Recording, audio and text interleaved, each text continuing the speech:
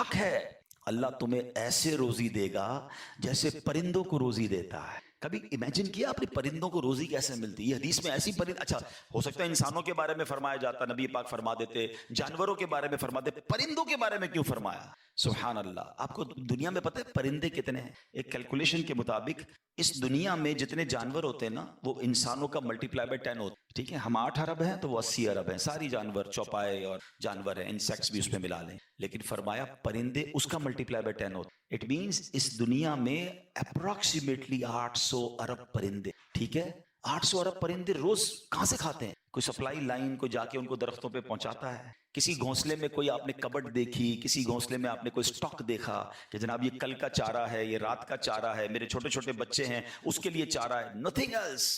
ہر پرندہ 800 ارب پرندے اپروکسیمیٹلی روز صبح فجر کے بعد بھوکے نکلتے ہیں، اور جب شام اپنے گھونسلے میں آتے ہیں تو سب کا پیٹ بھرا ہوا ہو.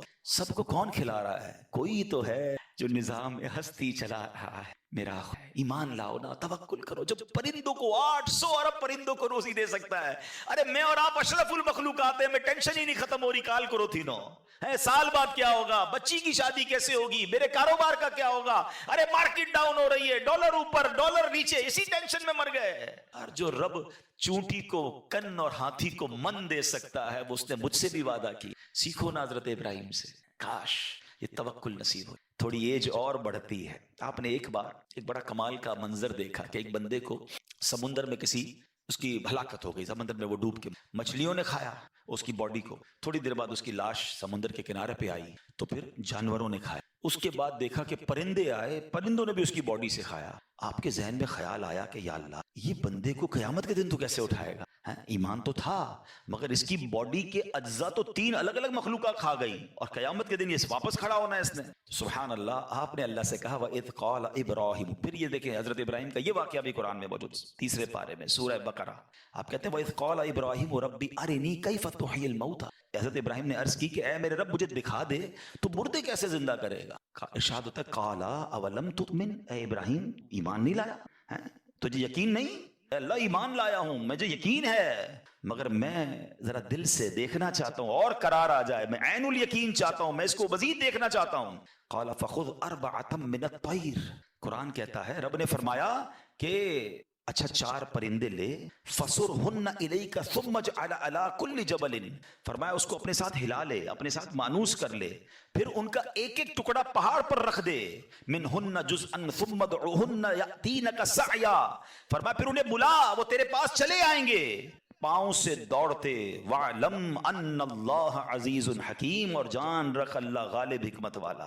اب ہوا کیا، حضرت ابراہیم کو حکم ہوا کہ 4 پرندے لیں. اب آپ نے چاروں پرندے الگ الگ لیے.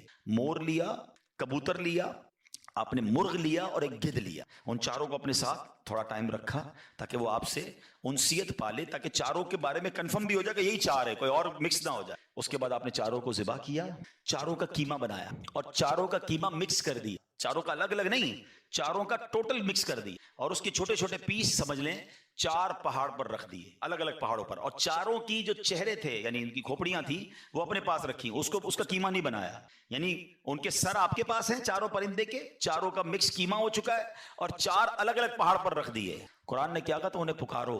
اب یہ بھی ذرا میں آگے آ کے بتاؤں گا اس ایک خوبصورت آیت کے اس جز سے کیا سیکھنے کو مل رہا ہے. قرآن نے کیا کہا کہ انہیں پکارو، تو آپ نے کہا یا ایھا الدیک، اے مرغ، یا ایتھا الحمامہ، اے کبوتر، یا ایھا النسر، اے گدھ، یا ایھا الطاؤس، اے مور. آپ کی پکار پر وہ چاروں پرندے جو ہیں ان کا قیمہ اب آسمان پر اڑنا شروع ہوا. فکشن، گرافکس، آج کل اینیمیشن کا دور ہے، کمپیوٹر پر جناب لوگ بہت ساری چیزیں بنا لیتے ہیں. سنو 5000 سال پہلے قرآن میں یہ واقعہ موجود کہ کیا ہوتا ہے، ان چاروں کا قیمہ اڑتا ہے، اور اب جس کا مرغ کا ہے وہ مرغ کی طرف، مور کا ہے تو مور کی طرف، کبوتر کا چاروں کے جسم پورے کمپلیٹ ہوتے ہیں. سر نہیں ہے، سر تو آپ کے پاس ہے نا. وہ چاروں پرندے بغیر سر کے دوڑتے ہوئے آپ کے پاس آتے ہیں، زندہ ہو جاتے ہیں مگر سر نہیں ہے. قریب آتے ہیں تو حضرت ابراہیم نے ان کا سر جو ہے وہ واپس ان کے پاس لگا دیا، سب سر بھی ان کا لگ گیا، آ کر دانا چگنے لگ گئے. حضرت ابراہیم نے اپنی آنکھوں سے مردوں کو زندہ ہونے کا واقعہ دیکھا اور آپ کے دل کو اطمینان اور قرار آیا. میرا رب یہ ہے کیسے ہیں، کہتے ہیں کسی کو شیر کھا جائے، کسی کو مچھلی کھا جائے، کسی کی سمندر میں موت آ جائے، معاذ اللہ کسی کے پرخچے اڑ جائیں، کوئی آگ میں راکھ ہو جائے، میرا رب چاہے تو سب کو دوبارہ جسم، ان کی تمام باڈی کو پھر کریٹ کرے گا اور وہ قیامت کے دن جمع ہوں گے۔ حضرت ابراہیم نے یہ اپنی آنکھوں سے دیکھ، اور یہ واقعہ بھی قرآن میں موجود۔ یہاں کیا سیکھنے کو ملا؟ دو تین باتیں ہیں۔ تو بہرحال حضرت ابراہیم علیہ السلام کے اس واقعے سے کیا سیکھنے کو ملا؟ پہلی بات، میرے رب کی قدرت کیسی ہے، ان اللہ علی کل شیء قدیر، ٹھیک ہے۔ دوسری بات، علماء کہتے ہیں، صوفیانہ تفسیر اس کی لکھی گئی کہ 4 پرندے کیوں لیے، کبوتر، مور، گدھ، مرغ؟ فرمایا ان چاروں کی نا ایک ایک بری خصلت ہے۔ مرغ ہے، اس کے اندر شہوت بہت ہے۔ جو کبوتر ہے، اس کو اپنی اڑان پر بڑا ناز ہے، بڑا تکبر ہے، بہت اونچا اڑتا ہے۔ فرمایا گدھ جو ہے، اس کا کیا پرابلم ہے؟ گدھ کے بارے میں فرمایا کہ وہ لالچی بہت ہے۔ اچھا، پھر اس کے بعد ایک اور پرندہ ہے مور، اس کو اپنی خوبصورتی پر بڑا ناز ہے، وہ خوبصورتی کی وجہ سے بڑا پراؤڈ فیل کرتا ہے۔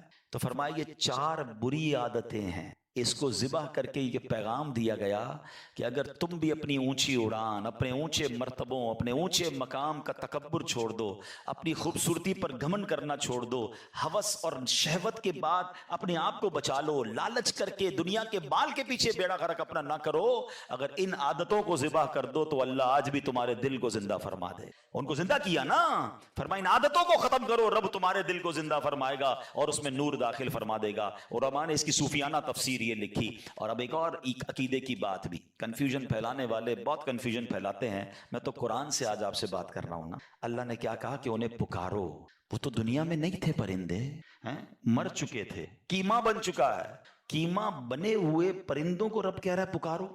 حضرت ابراہیم نے کیسے پکارا؟ یا ایھا الدیک، یا ایتھا الحمامہ، آپ کبوتر کو پکار رہے ہیں، آپ گدھ کو پکار رہے ہیں، قرآن کہہ رہا ہے پکارو اور نبی پکار رہے ہیں۔ آج کسی کو نہ جانے یا رسول اللہ سے پرابلم ہو جاتی ہے، کسی کو یا غوث پاک سے یا پرندوں کو پکار رہے، قرآن کہہ رہا ہے، تو اس کا مطلب دنیا سے اگر کوئی چلا بھی جائے تو اس کو پکارنے میں کوئی خدا نہ خواستہ پرابلم نہیں ہے۔ اللہ سمجھ کے تھوڑی پکارتا ہے کوئی، اللہ کے بندے سمجھ کر ہی پکار رہے ہیں نا، اللہ کی مخلوق سمجھ کر پکار رہے ہیں۔ چلے اس دلیل کے ساتھ ایک اور دلیل بڑی لاجیکلی بڑی آسان سے سمجھ آ جائے گی۔ حدیث پاک میں، مشکات شریف کی حدیث میں ایک دعا ہے، قبرستان جاتے ہیں تو نبی پاک کون سی دعا کی تعلیم دیتے ہیں؟ السلام علیکم، یا دیکھیں ماشاءاللہ آپ سب کو یاد ہے، السلام علیکم یا اہل القبور۔ یہیں رک جائیے، چلے پہلے میں اس دعا کو پورا، یہ دعا بھی کمال ہے، یقین کرو اتنا شاندار میسج ہے، کیا ہلانے والی دعا ہے۔ بندہ اللہ کرے اس دعا کو سمجھ جائے نا، زندگی کا فلسفہ سمجھ جائے۔ السلام علیکم یا اہل القبور یغفر اللہ لنا ولکم وانتم سلفنا ونحن بالاثر۔ اے قبر والو تم کو سلام ہو، تم پہلے چلے گئے، اللہ ہماری اور تمہاری مغفرت فرمائے، تم پہلے چلے گئے، ہم بعد میں۔ قبرستان جا کر یہی سمجھ جاؤ نا، یہ قبریں جن کی ہے نا، کل میری بھی اسی میں کسی میں ہو۔ وہ ایک قبر پر تختی لگی ہوئی تھی نا، میں سمجھتا تھا میں بڑا اہم تھا، مجھے لگتا تھا میں بڑا اہم تھا، یہی میرا وہم۔ ہم سب نے قبر میں ہے، تو اس دعا سے پہلے تو میسج لیں۔ اب عقیدہ بھی سن لو، یا اہل القبور، قبرستان طارق روڈ کے چلے جائیں، میوہ شاہ چلے جائیں، سب کو کہتے ہیں یا اہل القبور۔ سارے تو اولیاء اللہ نہیں ہے نا وہاں، نمازی بھی ہے، گناہ گار بھی ہے، شرابی بھی ہوگا، اچھا انسان بھی۔ ہر مسلمان کو یا اہل القبور کہہ کر پکارنا سنت، حدیث سے ثابت، ٹھیک ہے۔ اور اگر اللہ کے کسی ولی کو کوئی یا کہہ کر پکارے تو پھر کیا پرابلم ہے؟ جب ایک گناہ گار آدمی کو بھی قبر میں جا کر آپ یہ کہہ سکتے ہیں، تو یہ کنفیوژن پھیلانے والی باتیں ہیں۔ تو پہلے تو خدا نہ خواستہ کوئی بھی کسی کو، چاہے وہ اللہ کا ولی ہے، صحابی ہے، نبی ہے، صاحب مزار ہے، اس کو خدا سمجھ کر کوئی نہیں پکار رہا، وہ اللہ کے بندے ہی سمجھ کر پکار رہے ہیں۔ بدر کا واقعہ سنا ہوگا، نبی پاک نے بدر کے مارکے کے بعد ان مردوں کو جو کفار تھے ان کو یا کہہ کر پکارا تھا، اور حضرت عمر نے آ کر کہا یا رسول اللہ پھر مردوں کو پکار رہے ہیں، یہ تو مر گئے۔ آقا فرماتے ہیں یہ مردے تمہارا جس طرح تم دنیا میں سنتے ہو، یہ مرنے کے بعد بھی ویسے ہی سنتے ہیں، بس مسئلہ یہ کہ جواب نہیں دے سکتے۔ خلاصہ حدیث عرض کر رہا ہوں، تو یہ تو حدیثوں سے ثابت ہے۔ تو بہرحال امید ہے کہ یہ پوائنٹ بھی آپ کے سامنے آ گیا۔ حضرت ابراہیم کی سیرت کا ایک اور شاندار پہلو، آپ کی میں نے کیا بتایا، آلموسٹ 200 ایئرز ایج ہے۔ آپ کو حضرت اسماعیل پتہ ہے کب ملے ہیں؟ 99 ایئرز کی ایج۔ کیا فرماتے تھے؟ عرض کرتے تھے اسمع یا ایل، اسمع یا ایل۔ اسمع عربی کا لفظ ہے سن لے، ایل عبرانی زبان کا لفظ ہے پروردگار، یا اللہ میری سن لے۔ 99 ایئرز کی ایج میں آپ کو حضرت اسماعیل ملتے ہیں، آپ نے ان کا نام ہی اسماعیل رکھ دیا، یعنی جو دعا کرتے تھے نا وہی نام رکھ دیا۔ اسماعیل کے معنی یہ ہے، ٹھیک ہے۔ اچھا یہاں رکتا ہوں، پھر آگے چلتے ہیں۔ 99 ایئرز کی ایج میں بیٹا ملا، دعا کون کر رہے ہیں؟ خلیل اللہ، ہیں ہم سال 2 سال کسی چیز کی دعا کریں, کام نہ ہو تو اللہ سے ہی بدزن ہو جاتے ہیں, یار میری تو دعا ہی نہیں سنتا, معاذ اللہ. بعضوں کا تو کفریہ کلمہ کہنا شروع ہو جاتے ہیں, اللہ سے ہی ناراض. وہ خلیل اللہ ہیں, ان کو 99 سال بعد بیٹا ملا, شکوہ نہیں تھا. خدا رہا اللہ سے تو اچھا گمان رکھو, نہیں مل رہا ہوتا کوئی چیز تو وہ اس میں بہتری ہوتی ہے ہمارے لیے. اچھا اب بیٹا ملے, ہم میں سے کسی کو اگر 10-15 سال بعد بیٹا ملا ہو, اس کے تو پیر زمین پہ نہیں رہنے دیتے. بڑی مرادوں سے ملا ہے بھائی, بڑی دعاؤں سے ملا ہے, بڑی مشکل سے آیا ہے, 99 سال کی عمر میں بیٹا ملا ہے, اور ابھی اس کی عمر دودھ پیتے کی ہے. حکم ہوتا ہے کہ ان کو مکے کی میں چھوڑ دو. ہائے ہائے, چھوڑ دو. اچھا وہ مکہ کوئی لگژری ہوٹل, کوئی بہت بڑا شہر نہیں تھا. nobody over there. آپ امیجن کریں, ماشاءاللہ سبھی مکہ ہو کر آئے ہوں گے, کعبہ بھی نہیں ہے, صرف ریگستان ہے, صرف پہاڑ ہیں اور دھوپ ہے, کوئی درخت نہیں ہے. بی بی ہاجرہ ہیں, حضرت اسماعیل ہیں, اور حکم ہو گیا کہ وہاں چھوڑ کے آ جاؤ. آپ نے ان کو وہاں رکھا, کچھ کھجوریں دی, تھوڑا پانی دیا, اور آپ نکل گئے. بی بی ہاجرہ کہتی ہیں ابراہیم کدھر جا رہے ہو ہمیں چھوڑ کر؟ آپ نے کوئی جواب نہیں دیا. کہا ابراہیم بتاؤ تو صحیح کس کے آسرے چھوڑ کے جا رہے ہو؟ کوئی جواب نہیں. 3 بار پکارا. وہ خاتون بھی کمال کی, آخر میں کہتی بس یہ تو بتا دو جو آپ ہمیں چھوڑ کر جا رہے ہیں یہ اللہ کا حکم ہے؟ کہتے ہیں ہاں رب کا حکم ہے. کہا پھر ٹھیک ہے, اللہ کا حکم ہے, پھر ہم راضی ہیں. کمال دیکھیں, کاش میرا یہ بیان میری مائیں سنیں, میری بہنیں سنیں. تھوڑی سی قربانی کی باری آئے ہیں, فیملی میں اگر کوئی کمزوری آ جائے, کوئی پیسے کی کمی آ جائے, کوئی گھر میں مشکل آ جائے, عورتیں کہتی ہیں ہم کچھ نہیں جانتے, ہمیں ہماری ساری چیزیں چاہیے, چاہے تو میں چوری کرنی, ڈاکہ ڈالنا, اپنی ماں باپ کو چھوڑنا پڑے. بیوی آ کر ماں باپ سے چھڑوا دیتی ہے, گھر میں لڑائی جھگڑے. خدا کے واسطے ہم دیکھیں کہ جو رب کا حکم ہے وہ پہلے ہے. حرام روزی کی طرف نہ جانے دے اپنی فیملی کو. پہلے کے زمانے پتہ عورتیں کیسی ہوتی تھی, مرد صبح کام پہ جاتا تھا نا, تو وہ عورتیں کہتی تھی دیکھو حلال کما کے آنا, حرام کما کر مت آنا, ہم تھوڑے پر گزارا کر لیں گے مگر رب کو ناراض نہیں کرنا چاہتے. آج کی عورت کہتی برابر والوں نے دیکھا کیسا گھر بنا لیا, ہمیں بھی ویسا ہی بنانا ہے, کچھ بھی کرو ہمیں بھی ایسی گاڑی چاہیے, ہمیں ایسا زیور چاہیے. اللہ کرے کہ یہ سیکھیں بھی اللہ کا حکم ہے, وی آر ریڈی. اچھا اب کیا ہوا, چھوٹا بیٹا ہے, دودھ پیتا بچہ ہے, پانی بھی ختم, کھجورے بھی ختم, اب کچھ ہے ہی نہیں. بچہ رونے لگا, پانی چاہیے. ہائے ہائے, ماں بچے کو روتا کیسے تھی. اب ماں چلی پانی کو ڈھونڈنے, ایک پہاڑ سے دوسرے پہاڑ, دوسرے پہاڑ سے تیسرے پہاڑ. اللہ اکبر. چلیں یہ صفا مروہ میں بی بی ہاجرہ دوڑی, یہ تو پتا ہے, مگر شاید بہت ساروں کو یہ نہیں پتا ہوگا کہ جو میلین اخدرین گرین لائٹس کے درمیان جو سفر ہوتا ہے اور ہم دوڑتے ہیں, اس کی وجہ کیا ہے؟ باقی چلتے ہیں ادھر دوڑتے ہیں. یعنی آپ سوچیں اللہ کو اس ماں کی ادا کیسی پسند آئی ہے, جدھر اس ماں نے نارمل اسٹیپ لیے ہیں ادھر ہم سے نارمل اسٹیپ چلوایا گیا. جدھر وہ ماں دوڑی ہے ایگزیکٹلی اس مقام پر ہمیں دوڑنے کا حکم ہے. کوشچن یہ ہے کہ بی بی ہاجرہ اس مقام پر دوڑی کیوں اور باقی نارمل کیوں چلتی گئیں؟ سبحان اللہ. علماء کہتے ہیں بی بی ہاجرہ جب صفا سے مروہ جاتی تھی نا, تو آپ ذرا امیجن کریں, اب تو بہت بڑی عمارت بن گئی ہے, اے سی لگ گئے, ٹائلیں سب ختم کریں, اپنی نگاہوں میں ایک منظر بنائیں کہ ایک پہاڑ ہے, دوسرا پہاڑ ہے. اب کعبہ تو نہیں ہے نا, ابھی تو کعبے کی تعمیر ہونا باقی تھی. ایک لکودک سیر میدان ہے اور بیٹا بیٹھا ہے رو رہا ہے. کتنی دور ہوگا زمزم کا کنواں اور صفا کتنا دور ہے, ٹھیک ہے. اب بی بی ہاجرہ جو ہے وہ چلتی رہی ہیں, پانی بھی دیکھ رہی ہیں, بچے کو بھی دیکھ رہی ہیں, پانی بھی دیکھ رہی ہیں, بچے کو بھی دیکھ رہی ہیں. اچانک ایک چھوٹی سی پہاڑی بیچ میں آتی تھی. وہ چھوٹی سی جو پہاڑی ہے نا, ایکچولی وہ اتنی پہاڑی تھی جتنا یہ میلین اخدرین گرین لائٹس کا ایریا ہے. جب وہ آتی تھی تو بی بی ہاجرہ کو حضرت اسماعیل نظر نہیں آتے تھے, وہ دوڑنا شروع کرتی تھی کہ بیٹا جلدی نظر آئے. جیسے ہی پہاڑی ختم ہوتی تھی بیٹا دیکھتی تھی, آپ کاؤنٹ ڈاؤن ہو جاتی تھی, آپ سمپل چال چلتی تھی. اللہ اکبر. اب مروہ سے واپسی کی باری ہے, اسی اسموتھ وے میں چلتے ہوئے بیٹے کو بھی دیکھ رہی ہیں, پانی بھی ڈھونڈ رہی ہیں. پھر وہ چھوٹی سی پہاڑی آتی ہے, پھر بی بی ہاجرہ دوڑتی ہیں کہ بچہ نظر نہیں آ رہا. جیسے پہاڑی ختم ہوتی اب پھر نارمل ہو جاتی. اللہ اکبر. مجھے بتائیے اللہ کو اس ماں کی ادا کیسی پسند آئی ہے. جدھر آپ نے نارمل اسٹیپ لیے ہم ادھر نارمل چال چلتے ہیں. جب میلین اخدرین آتے ہیں ہمیں دوڑنا ہے کہ یہ دوڑنا سنت ہے. سبحان اللہ. اور اب کیا ہوا, اس بچے کے رونے کی وجہ سے انہوں نے پانی, ان کو تو نہیں ملا بی بی ہاجرہ کو, یہ دوڑانا تھا. سبحان اللہ. اور اللہ کو ادا کیسی پسند آئی. ہمارا عمرہ کمپلیٹ نہیں ہوتا, ہمارا حج کمپلیٹ نہیں ہوتا جب تک ہم سعی نہ کریں, 7 چکر پورے نہ لگائیں. اچھا جناب اب جاتے ہیں, حضرت اسماعیل جو ہے وہ پیروں کو رگڑتے ہیں, وہاں سے پانی نکلتا ہے. جب پانی نکلتا ہے تو آپ کی زبان سے نکلتا ہے زمزم. زمزم کے معنی رک. اتنا تیزی سے پانی نکلا کہ آپ کی بے ساختہ زبان سے پانی رک جائے. وہ کنویں کا نام ہی زمزم پڑ گیا. اور ایسا جاری ہوا ہے, دنیا میں بہت ساری بورنگز ہیں, بہت سارے پانی کے کنویں نکلے, 100 سال 200 سال 500 سال میں ختم ہو گئے, آلموسٹ مور دین 5000 ایئرز ہو گئے ہیں, کروڑوں گیلن پانی اس سے نکل رہا ہے. اللہ اکبر, یہ کنواں ہے کہ ختم نہیں ہو رہا. اللہ کی قدرت کا کیسا نظارہ, حضرت اسماعیل کا کیسا معجزہ ہے.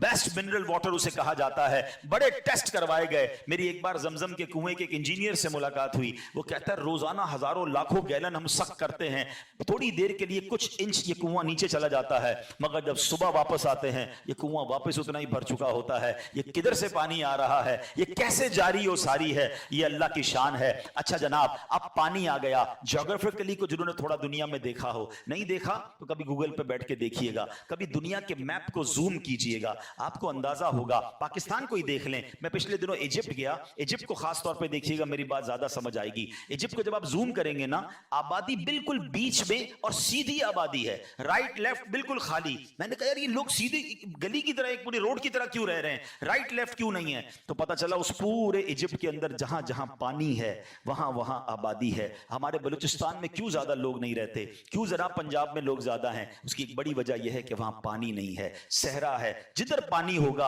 ادھر لوگ رہیں گے, پانی ہی زندگی ہے. تو جناب کیا ہوا, اب پانی شروع کیا رب نے, زمزم شروع ہوا. دیٹ از ایکچولی ریزن کہ اب مکہ آباد ہونا شروع ہوا. لوگ آ کر رکنے لگے, وہاں رہنے لگے. بی بی ہاجرہ سے اجازت مانگی, پانی ہے ہم بھی رک جائیں, کہ رک جائیں. آہستہ آہستہ آبادی شروع ہوئی. اب اللہ نے حکم دیا حضرت ابراہیم کو کہ کعبہ تعمیر کیا جائے. یہ کعبہ حضرت آدم نے بھی تعمیر کیا تھا, مگر طوفان نوح میں طوفان کی وجہ سے اب دیواریں نہیں تھیں. اللہ اکبر. حضرت ابراہیم کہتے ہیں مولا مجھے کیسے پتا کہ کعبے کی ڈائمنشنز کیا ہیں, ایگزیکٹلی کس حدود اربع پہ کعبہ بنانا ہے. آج تو ہمارے پاس بلو پرنٹ ہوتا ہے, ہمارے پاس اس کی ڈائمنشنز ہوتی ہیں, ہم اپنے انجینئر کو دیتے ہیں کہ بھائی میرے پلاٹ کی سائز یہ ہے, اس کی دیوار بناؤ, 1 انچ آگے نہیں 1 انچ پیچھے نہیں. اب کعبہ بنانا